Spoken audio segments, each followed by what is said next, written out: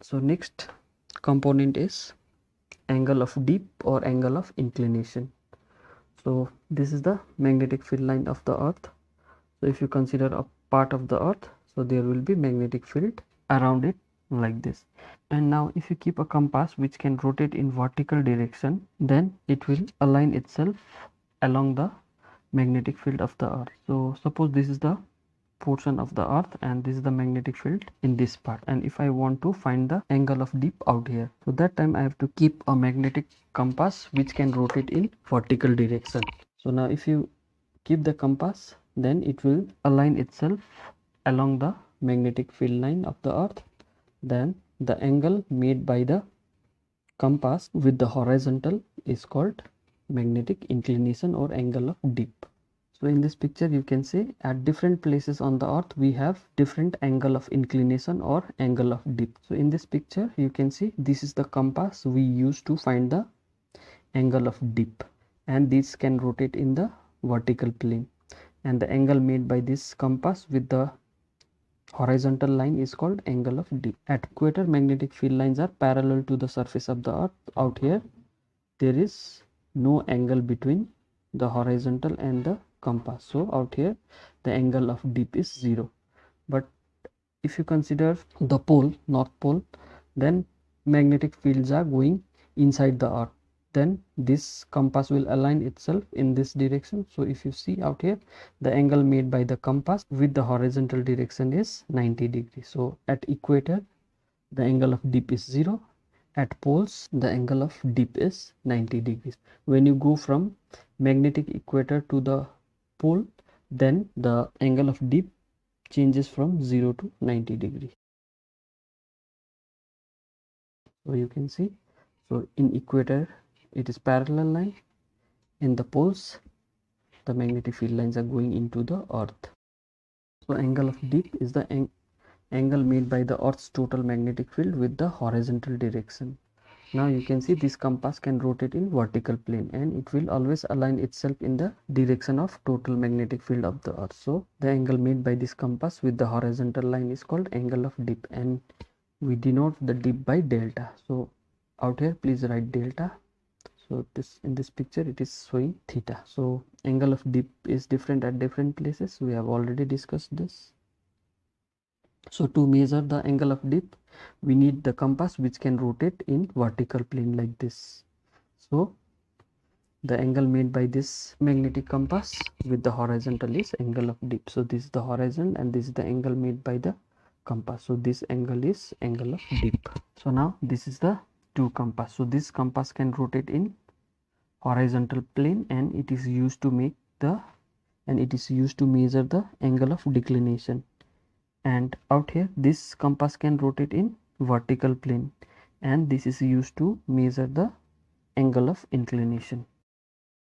Now we will discuss the third component of the Earth's magnetic field, that is horizontal component of Earth's magnetic field. So we'll consider a portion of the Earth and the magnetic field line is going like this from this portion. Suppose I want to find the horizontal component of magnetic field at this point. So the direction of total magnetic field is tangent to this magnetic field line. So this is the total magnetic field line, and this can be resolved into two components. One is horizontal component which is going towards the horizontal plane of the earth, and one is vertical component which is going towards the vertical direction.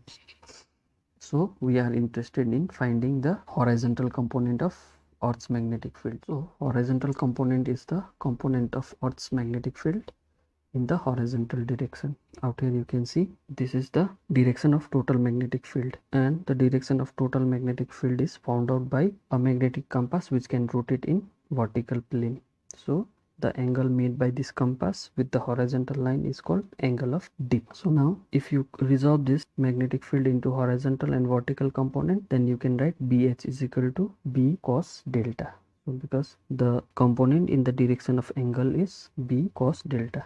Now let's find the value of horizontal component on equator and the pole. So at magnetic equator dip is 0. So out here the compass will make 0 degree with the horizontal. So dip is 0. So BH is equal to b cos theta, that means cos 0 is 1, then we'll get b. So at equator, horizontal component is equal to the total magnetic field of the earth, because the magnetic field lines are going parallel to the surface of the earth. We don't have any lines which are going towards the vertical. And at the pole, you can see at the pole all the magnetic field lines are going straight into the surface of the earth. So angle between the horizontal and the magnetic compass is 90 degrees. So delta is 90 degrees. So BH is equal to B cos 90 degree, that is 0. So we can see out here we have only vertical component. There is no magnetic field which is going to the horizontal direction. So now let's derive the relationship between the elements of the earth's magnetic field. Out here I am considering the geographical north, geographical south, and a magnetic south which is near to the geographical north. So the plane passing through geographical north and geographical south is called geographical meridian. So this plane is geographical meridian. If you place a compass which can rotate in horizontal plane, then it will point towards the magnetic south. So the plane passing through the axis of this compass is called magnetic meridian.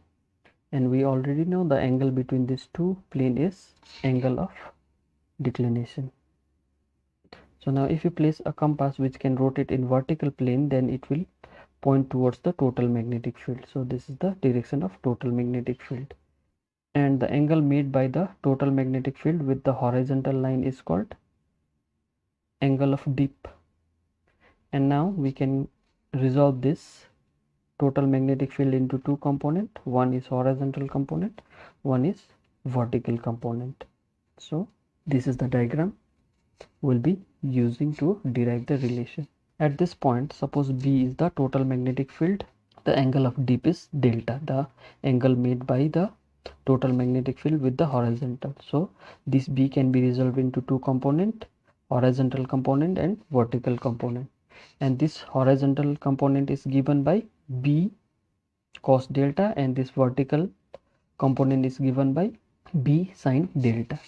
And if you divide equation 2 by equation 1, you will get BV by BH is equal to B sin delta by B cos delta. So BB get cancelled. So sin delta by cos delta is tan delta. So BV by BH is equal to sin delta. So this is the relationship between vertical component, horizontal component, and angle of dip. So now we'll square and add equation 1 and 2. So if you square and add, and if you take B common out here, then sin square delta plus cos square delta is 1. So I'm left with B square is equal to BH square plus BV square. So B is equal to root over BH square plus BV square. So B is the total magnetic field is equal to root over square of horizontal component plus square of vertical component. So these two equations are the relationship between three elements of Earth's magnetic field. So now let's summarize the video. Earth acts as a big magnet because of the current flowing inside the crust of the Earth, and the axis of rotation and axis of the magnet inside the Earth do not coincide with each other. So there are three elements of Earth's magnetic field, that is magnetic declination, angle of dip, and horizontal component of Earth's magnetic field. And at different places we have different angle of dip or different horizontal component of magnetic field. So if you use this diagram, you will get horizontal component to be B cos delta, delta is the angle of dip, and BV by BH, vertical component divided by horizontal component is equal to tan delta, and total magnetic field is equal to root over BH square plus BV. So this is the end of the video. Don't forget to like the video. Thank you.